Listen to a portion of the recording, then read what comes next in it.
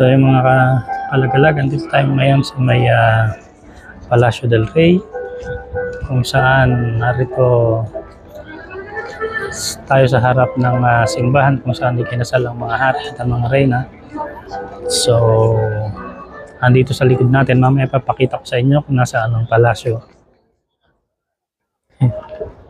Gusto ko sanang pakita sa inyo yung loob nitong simbahan, pero kung saan ikinasal ang mga hari at ang reyna. Pero nakasara siya kasi ngayon. So ayan, pwede kayong makarinig ng musika na nanggagaling rito sa